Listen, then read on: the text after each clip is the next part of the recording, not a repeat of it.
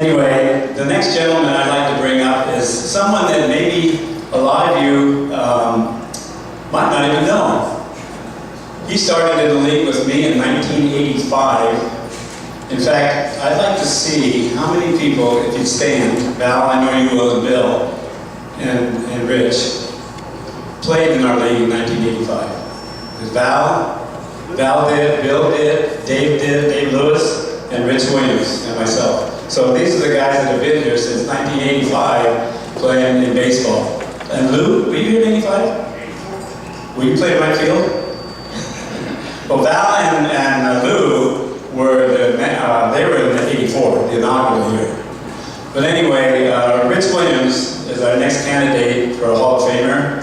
And Rich, I met Rich when Val gave me a list of names because I went to tryouts. And somehow I made something, but I got a list. And it was a list of ball players that guys signed up and wanted to play hardball. And Rich's name was on that list, along with Dave Lewis's and a few others. So I called him up and we met Rich, and I think our first practice was at Camino High School, and that's when we had metal bats. Anyway, Rich he played 1985 till the year 2007, so he's played for 22 years in our league.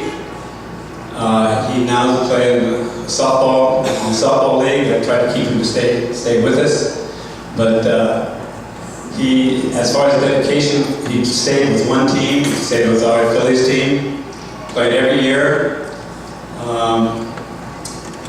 Mr. Statman, we call him. Rich kept stats for our team for years. In fact, if anybody wants to see what our stats look like, Rich had them all. He did them for, I think he gave up the last 2 years, something like that. And but anyway, we have stats from almost every ball player that's played on our league, on our team, excuse me, for about 60 plus ball players. Rich was so dedicated, he didn't miss a game. In fact, one game he got in an auto accident coming out to the game in his little yellow Volkswagen, and he still made the ball game. And he came to that game and made it. He, like I said, he was with the Phillies all the time, the team that I managed, and he would pick up if I wasn't there. He would take care of the team. And in fact, Doug was just telling me that, and I kind of remember this. If we didn't have a scorekeeper in our dugout at the time of the ball game, Rich would be out on defense. As soon as he comes in, he'd go to the book and remember all of it. If you want to know what you did in 1999, talk to Rich, I'll tell you. Anyway, I'd like to present to you and Rich is really excited about this. In fact, he's got two beautiful daughters over here sitting here. I don't even know if they're eligible or not. Anyway, Rich Williams.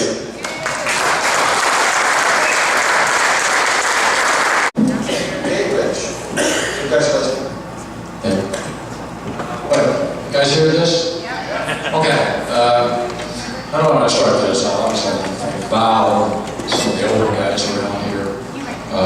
There's Greg Elmation and Austin Bitter, too, who were part of this. And the way I got involved with it in the summer of 1984, one of those people that reads everything in the paper, and used to put the line scores in. And about halfway through the summer, I started noticing the Sacramento Musical League, I think, oh, that's kind of cool. And I started reading the names. You had with this, the batteries, who got 2 hits, who got, whatever. And some of these guys started to sound like the guys I used to play with, Ray Newman sitting right over, Lowell Palmer, Brian Ross, all these old-time players. And my curiosity got so wild. It was a Friday in September. Picked up my daughters, and I said, after we have dinner tonight, we're going to go over to Renfrew Field where I once played. I really would have wanted it. I wanted to see if it was these guys, Bill Bailey, all these guys. And as I got there and was watching the ball game, it was these guys. Ray and Lowell and Brian Ross, and it caught my eye, and I suffer from atrial fibrillation. One of the worst things that can happen to me is adrenaline. So I see these guys, and I remember Elliot, not Elliot Washington,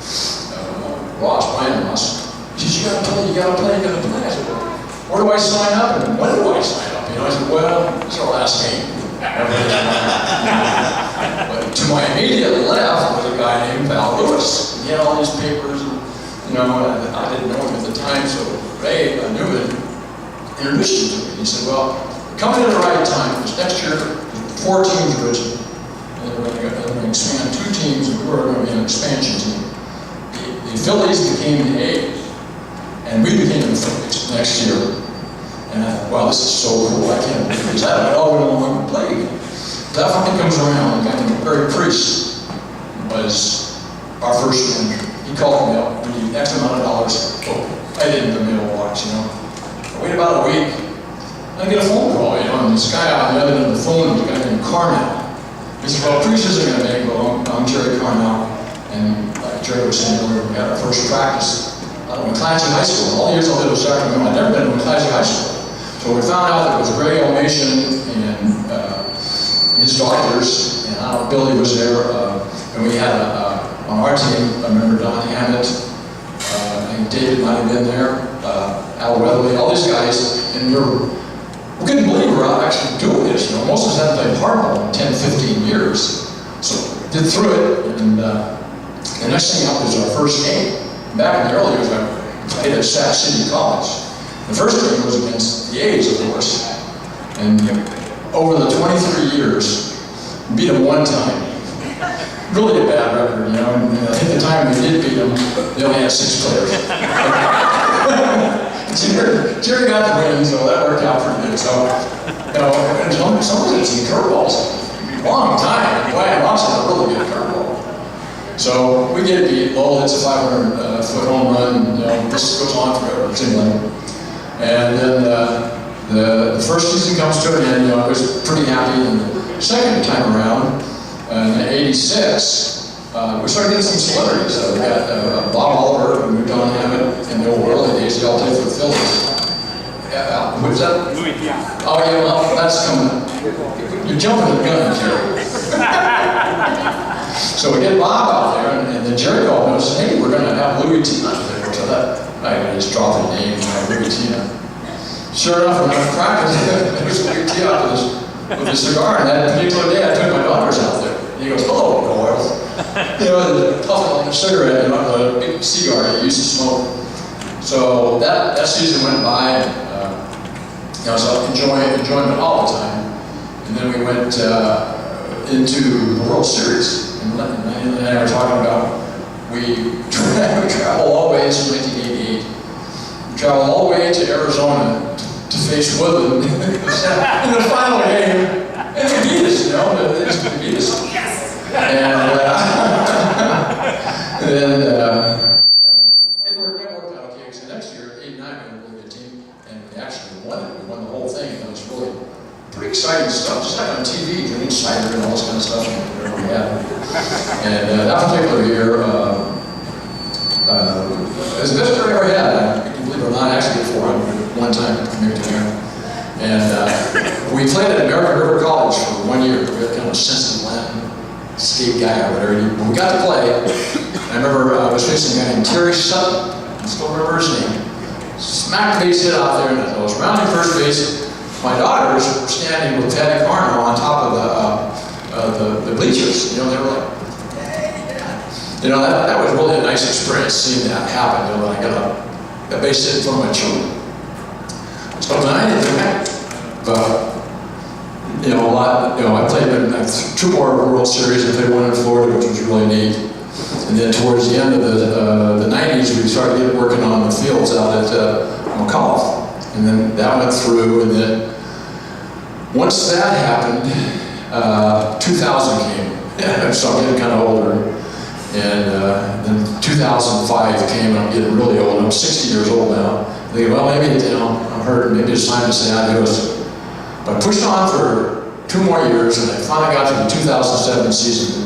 And Val and Jerry were on this team, and we had 2 games left. And I had to go either 2 for 5 or 2 for 6 to hit 250. So I'm sliding down, like up. So I'm playing right field. It's about middle of the game. There's some old guy out there pitching, thinks he's Whitey Ford. Pitching like a 2-hitter. So I'm out in right field, and some guy just jacks one, boom, As soon as it was hit, I knew, I ain't gonna catch this one. So I'm running at a 62-year-old pace, and I looked up. You know, if anybody had seen me play, I probably got hit in the head, or I'd drop it, or something bad would happen. But I looked up, and the ball was just hanging there. And I went, damn. And I stuck my glove out. I just hit it, catch it. And I, wow. Wow, that whole fans, you know. And Ray Newman, who was my mentor back in 1965, was playing center field that night. And he's 72 years old, but playing center field. He goes, nice catch. It's just like you taught me in 1965. So then I got a base hit the next time up in the last game I played. Jerry was on vacation. And so I'm the manager, so I'm not going to tell myself defensive. I'll probably make my play. But I have to get one more hit to hit 250. So I got to go at least 1 for 3. The first time I get up, we get a little rally going, and we have 2 outs. I got 2 strikes on me, and Val is on third base. And I just kind of flip one, a little 9-9 over to the third base with my last hit. We're at Renfrey and knocking in Val. What a way to go out, you know. And that pretty much ended my career. I think the hardest part about it was the game of baseball is going to be the game of baseball. It's going to go your ways, but not having with friends, and, you know, and the people you aren't going to see anymore. That was the hardest decision, you know. So, but I felt it was time. I went out on top, and made a good play, and got a base hit, knocked in Val. What more did I ask for? So that pretty much was it as far as my playing career. And then as I was looking at the stats this morning, I was looking at the way we were all connected, you know, and things that happened and everything are going to happen. I was talking to Jim Barr earlier.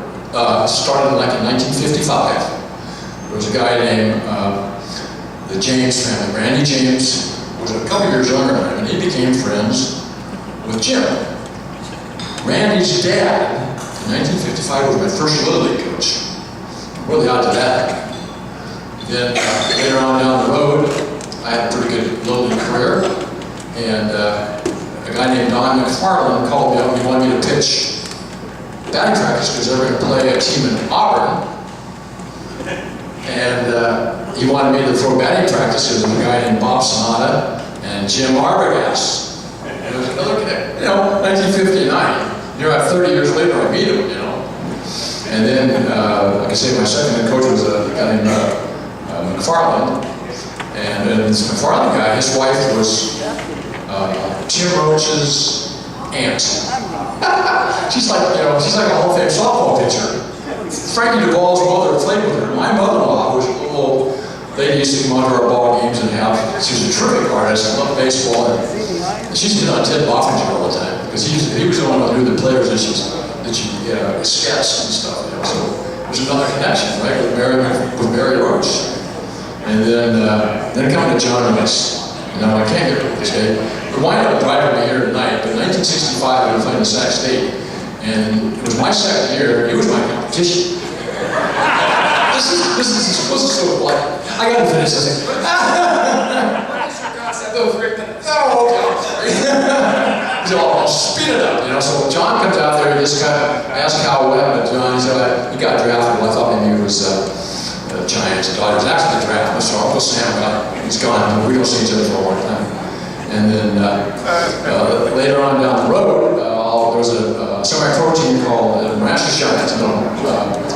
Ray remembers a lot of guys like Bob Alonzo that played this. They played for the Marash Giants. And a guy that ran the team was a guy named Lou Brinson.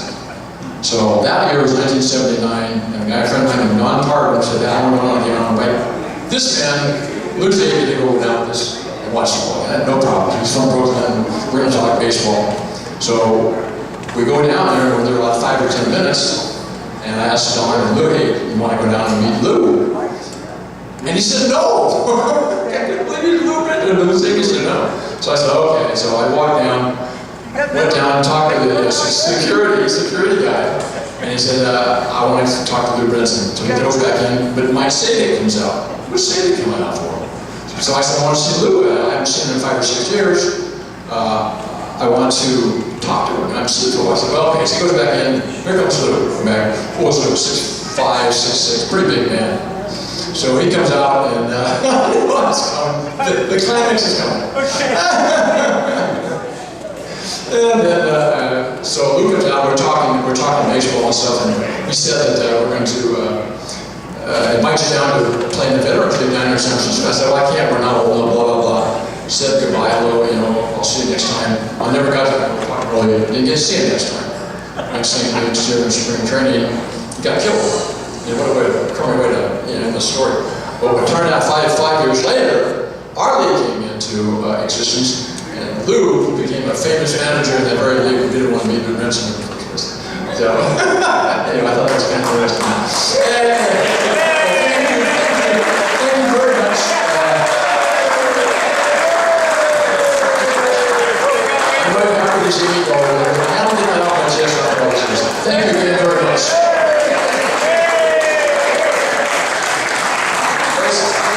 There's the new champion. Jerry Carno has been displaced, and so has John Rice.